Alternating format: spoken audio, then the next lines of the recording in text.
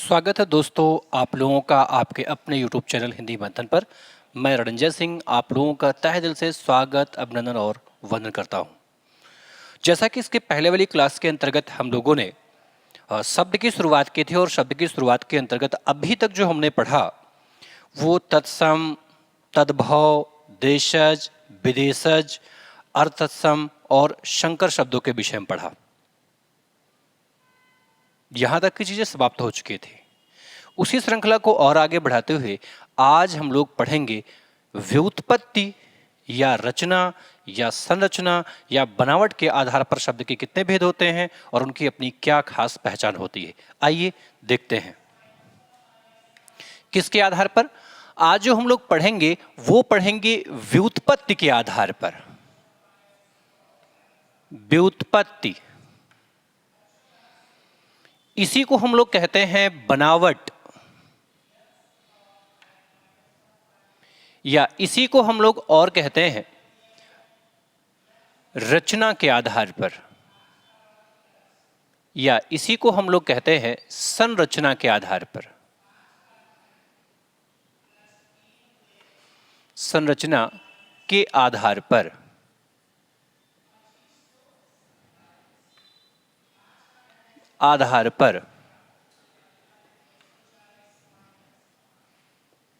शब्द भेद।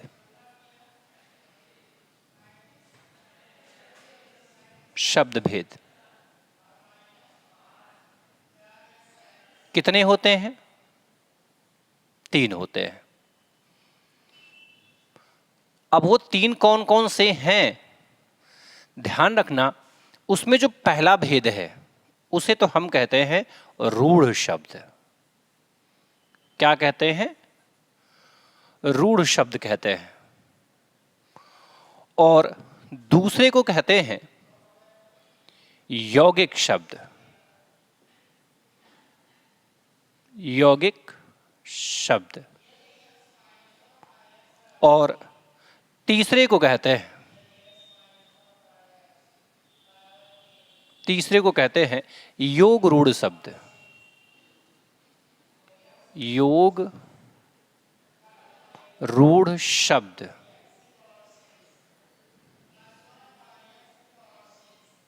योग रूढ़ शब्द, ठीक है।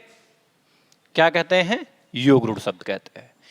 यानी आपसे पूछा जाए कि व्युत्पत्ति, बनावट, रचना या संरचना के आधार पर शब्द के कितने भेद होते हैं, तो शब्द के 3 भेद होते हैं। और कौन कौन से होते हैं? तो एक होता है रूढ़ शब्द, दूसरा होता है यौगिक शब्द और तीसरा होता है योग रूढ़ शब्द। ये 3 उसके भेद बताए गए हैं। अब एक एक भेद पर विस्तार से चर्चा करते हैं। सबसे पहले हम लोग देखेंगे रूढ़ शब्दों के विषय में कि रूढ़ शब्दों की अपनी क्या खास बातें होती है, उनकी हम लोग पहचान कैसे करते हैं। चलिए देखिए, रूढ़ शब्द।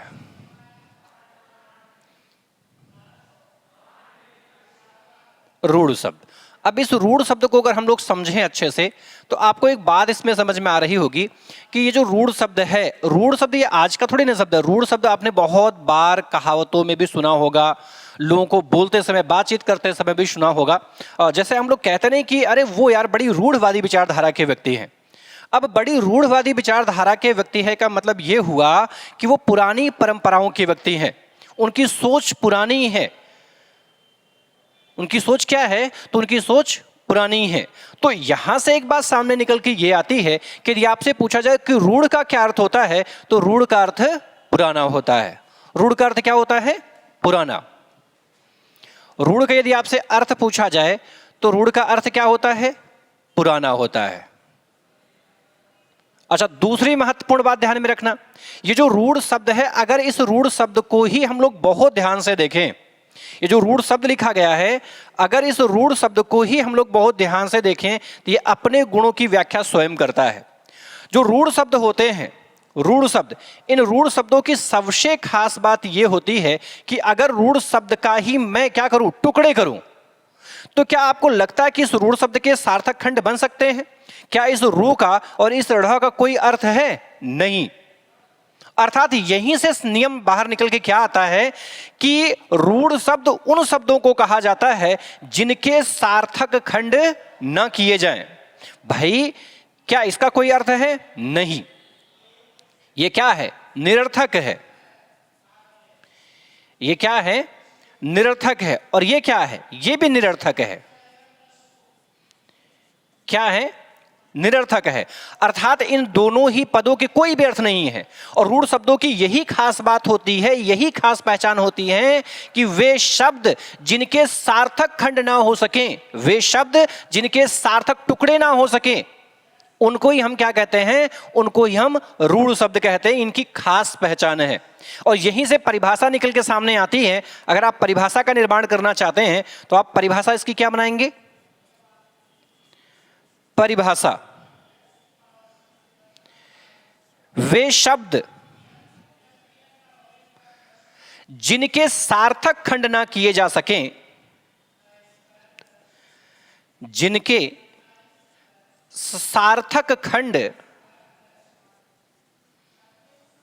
सार्थक खंड ना किए जा सकें, ना किए जा सकें रूढ़ शब्द कहलाते हैं। रूढ़ शब्द कहलाते हैं।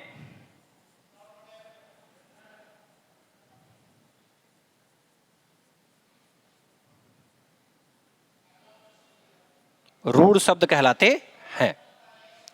अच्छा, बहुत सारे ऐसे शब्द हैं जिनके सार्थक खंड नहीं हो पाते हैं, रूढ़ शब्दों की श्रेणी में आते हैं। लेकिन आप कितने शब्दों को रटोगे, कितने शब्दों को रट पाओगे कि किसका सार्थक खंड हो रहा है, किसका सार्थक खंड नहीं हो रहा है? अगर आपके दिमाग पर कोई ट्रिक जैसी बात आ रही है कि दो वर्णों से बने हुए जो मैक्सिमम शब्द होते हैं, अधिकांश शब्द जो होते हैं वो रूढ़ शब्द होते हैं, तो ये भ्रांति भी आपकी गलत है। ऐसा कुछ भी नहीं है। अगर आपके दिमाग में आता कि तीन वर्णों से बने हुए जो वर्ण होते हैं वो हमेशा रूढ़ शब्दों की श्रेणी में आते हैं, यह भ्रांति भी गलत है। दोनों तथ्य आपके गलत हो जाएंगे। देखो, समझते ध्यान से। पहले तो समझते रूढ़ शब्द किसे कहते हैं। जैसे में लिख लेंगे यहां पर, जैसे है दांत, हाथ, चावल, मकान, ये शब्द दे दिए गए। ये सभी शब्द क्या हैं? रूढ़। इसके भी सार्थक खंड नहीं हो सकते हैं, इसके भी सार्थक खंड नहीं हो सकते हैं, इसके भी चावल सार्थक खंड नहीं हो सकते हैं, और इसके भी सार्थक खंड नहीं हो सकते। सार्थक खंड का मतलब यह होता कि दोनों ही पक्षों का अर्थ निकलना चाहिए। ऐसा ना हो कि अरे सर ये मकान में तो कान का तो अर्थ निकलता है, कान का मतलब कर्ण होता। अरे ठीक है भाई, कान का अर्थ कर्ण होता है, लेकिन मुझे ये बताओ क्या इसके दोनों ही पक्षों के सार्थक अर्थ निकल रहे हैं? नहीं। तो किसी भी शब्द के सार्थक खंड का मतलब यह होता कि दोनों ही पक्षों के अर्थ निकलने चाहिए। जो आपने टुकड़े किए, तोड़े जहां से, उनमें दोनों ही पक्षों के अर्थ निकलने चाहिए, तभी सार्थक खंड माना जाएगा, अन्यथा नहीं माना जाएगा। ट्रिक मत बनाइए कि सर दो दो वर्ण वाले जो होंगे वो रूढ़ शब्दों की श्रेणी में, ना, ऐसा कुछ भी नहीं है। लो, दो वर्णों का एक अपवाद बता देते हैं। ये रहा खग, इसमें भी दो वर्ण हैं। अरे भाई, खा धन ग, लेकिन अब दोनों के अर्थ हैं। भाई खा का अर्थ क्या होता है? तो खा का अर्थ आकाश होता है। क्या होता है? आकाश होता है। और गा का क्या अर्थ होता है? तो गा का अर्थ होता है गमन करने वाला, गमन करने वाला। अब बताओ, आकाश में गमन करने वाले को आप क्या कहते हो? भाई आकाश में गमन करने वाला कौन है? पक्षी है।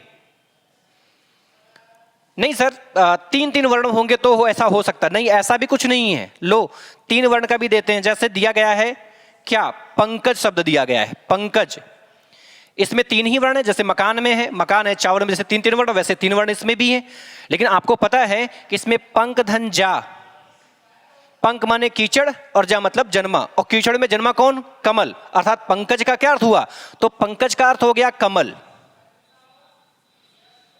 कमल। तो आपको ट्रिक नहीं बनानी है, इसकी वास्तविकता समझनी है, इसकी वास्तविक पहचान समझनी है। आइए पहचान पर थोड़ी सी चर्चा करते हैं। कैसे पहचानेंगे हम कि कौन सा शब्द रूढ़ शब्दों की श्रेणी में आता है और कौन सा शब्द रूढ़ शब्दों की श्रेणी में नहीं आता है? चलिए,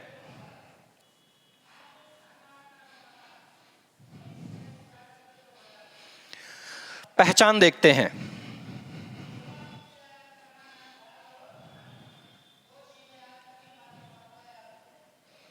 चलिए पहचान की बात करते हैं। देखिए रूढ़ शब्दों की जो सबसे बड़ी पहचान है, पहचान ध्यान में रखना, पहचान, वो पहचान यह है कि जिन शब्दों में ना कोई उपसर्ग लगा हो, ना कोई प्रत्यय लगा हो, ना कोई संधि हो, ना कोई समास हो, उन सभी शब्दों को हम क्या कह सकते हैं? रूढ़ शब्द कह सकते हैं। अर्थात जिन शब्दों में ना उपसर्ग हो, ना प्रत्यय हो, ना संधि हो, ना समास हो, उन सभी शब्दों को हम क्या कह सकते हैं? रूढ़ शब्द कह सकते हैं। तो यहीं से हम लोग लिखेंगे, नई लाइन से यहां लिखेंगे कि जिन शब्दों में ना उपसर्ग लगा हो, ना उपसर्ग लगा हो,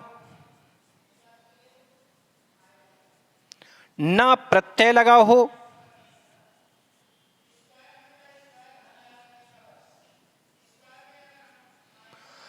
ना संधि हो, ना संधि हो, ना समास हो, वे शब्द रूढ़ शब्द कहलाते हैं,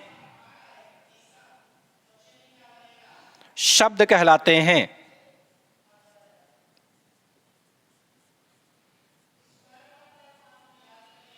रूढ़ शब्द कहलाते हैं। जैसे दिन, रात, पाप, पुण्य, सूर्य, चंद्र, लोटा, डोरी,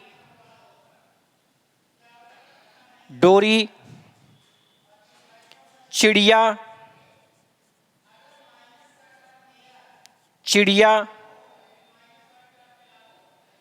क्या भैया? चिड़िया, बुलबुल,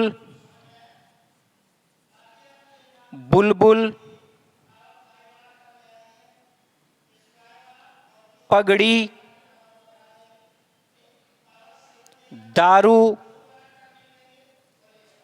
दारू, खिचड़ी,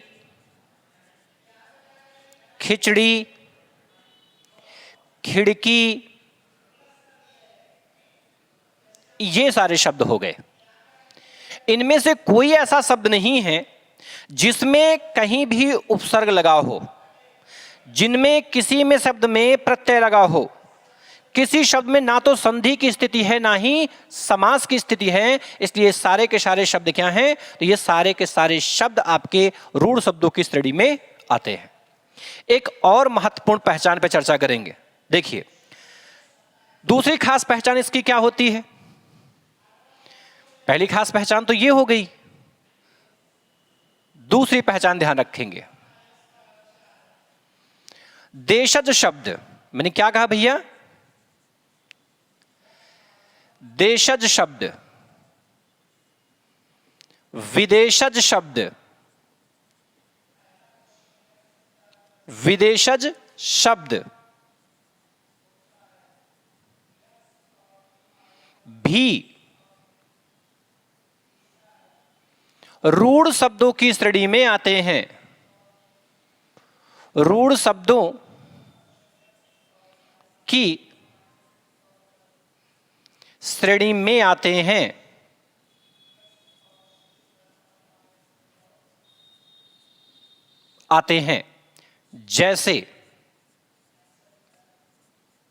जैसे लोटा, कांच, ढोर, आदमी, औरत, ये सभी शब्द, ये देशज है और ये क्या है, विदेशज। इन शब्दों में भी कहीं पर ना तो उपसर्ग है, ना तो प्रत्यय है, ना तो संधि है, ना तो समास है। तो नियम क्या है? नियम यही है कि जिन शब्दों में ना कोई उपसर्ग लगा हो, ना कोई प्रत्यय हो, ना कोई संधि हो, ना कोई समास हो, ऐसे सभी शब्दों को हम रूढ़ शब्द कहते हैं। क्या कहते हैं? ऐसे शब्दों को हम रूढ़ शब्द कहते हैं। यहां तक की बातें यदि स्पष्ट हो गई हैं तो इसके आगे की चीजों को हम आने वाली अगली वीडियो में पढ़ेंगे। तब तक के लिए धन्यवाद। जाने से पहले निवेदन है कि आप हमारे चैनल को लाइक करें, सब्सक्राइब करें और इस पर कमेंट करना ना भूलें। हम नए वीडियो के साथ पुनः आपसे मिलेंगे। तब तक के लिए धन्यवाद।